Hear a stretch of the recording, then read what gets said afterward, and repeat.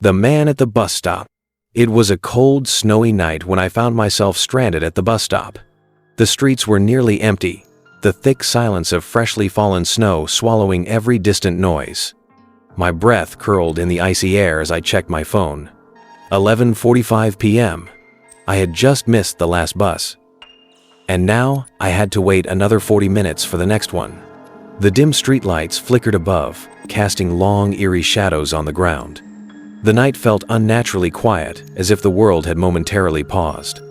I shifted my weight from foot to foot, trying to keep warm, when I noticed movement from the corner of my eye. A man stood at the other end of the bus shelter. His presence was unnatural, as if reality itself had momentarily glitched, allowing something that shouldn't exist to step through. His breath didn't fog in the cold. His shadow stretched toward the light instead of away, warping unnaturally as if bending to some unseen force. It slithered across the pavement like liquid, moving a fraction of a second too late, like a delayed echo of his body.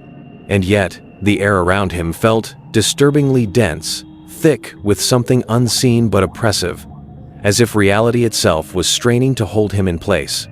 I hadn't seen him approach. He was just there. His clothes were tattered, an oversized coat hanging loosely on his thin frame. His face was gaunt, almost skeletal, with hollow eyes that gleamed under the streetlight. He stood unnervingly still, his gaze fixed on me. I swallowed hard, forcing myself to act natural. Maybe he's just another commuter, I thought. Maybe he missed the bus too. But something felt off. He didn't shiver in the cold. He didn't check his phone. He didn't even move. I tried to ignore him, focusing on my phone, scrolling mindlessly through messages. But every time I glanced up, his gaze hadn't wavered. He was still staring at me. A sinking feeling settled in my stomach. I looked down the road, hoping to see headlights, anything to break the eerie silence. But the road was empty. My heart pounded against my ribs as I weighed my options. Should I leave? Call someone? Confront him? Then, he moved. But it wasn't just a shift, it was as if he flickered, like a broken puppet being yanked by unseen strings. For a heartbeat, his form blurred, stretching unnaturally tall before snapping back, his grin widening ever so slightly. My stomach lurched, a primal instinct screaming at me that something was deeply, impossibly wrong. My breath caught in my throat, and without realizing it, I had taken a step back, my body recoiling before my mind could even process what I was seeing.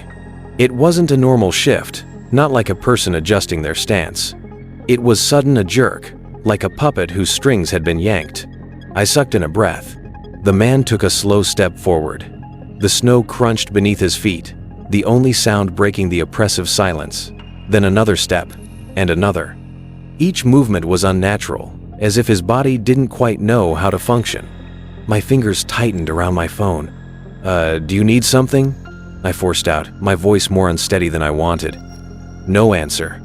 He stopped just a few feet away, close enough that I could see his lips were cracked and colorless, as if he hadn't spoken in years. Then, he smiled. Not a friendly smile, a wide, grotesque grin that stretched too far, revealing teeth that were too sharp, too jagged. I stumbled back, every nerve screaming for me to run. "And then," he whispered, his voice crawling through the frigid air, each syllable soaked in something ancient and wrong. It wasn't just a whisper, it was layered, multiple voices overlapping, murmuring in languages I didn't recognize, yet somehow understood. The tones fluctuated between guttural chants and distorted echoes, as if countless mouths were speaking in unison from beyond the veil of reality. Some words sounded like ancient incantations, while others slithered into my ears like a secret never meant to be heard. The voices didn't just speak, they crawled, coiling around my mind like something alive. "The bus won't come tonight." My stomach turned to ice. The words slithered through the cold air, barely audible, but they carried a weight that sent shivers down my spine. I took another step back. "What?" "The bus." His grin widened. "It won't stop for you." I spun toward the road, hoping, praying that he was wrong. And then I saw them, headlights in the distance. Relief flooded through me. A bus. The bus. I turned back to the man to prove him wrong.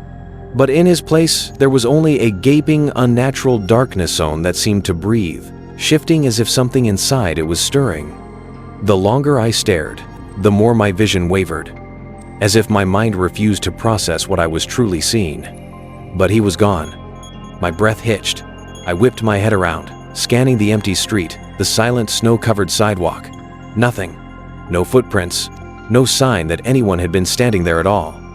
I turned back to the bus as it slowed in front of me, the doors hissing open. And then my stomach dropped. The bus was completely empty. No driver. No passengers. Just an open door, inviting me in. The cold wind howled through the night, wrapping around me like unseen fingers tightening ever so slightly. And then from the depths of the silent street, the sound of footsteps, slow, deliberate, began to approach. But they weren't coming from the ground. They were coming from above, as if something was crawling along the lampposts, just out of sight. My breath hitched as I instinctively looked up, but all I saw was the dim glow of flickering streetlights against the night sky. Yet, the sound persisted, slow, deliberate movements scraping against metal, circling above me. The realization sent a shudder down my spine. Whatever it was watching, waiting. Then, the laughter came low, distorted, and wrong, seeping into my bones. I realized something chilling. The man hadn't been warning me. He had been telling the truth.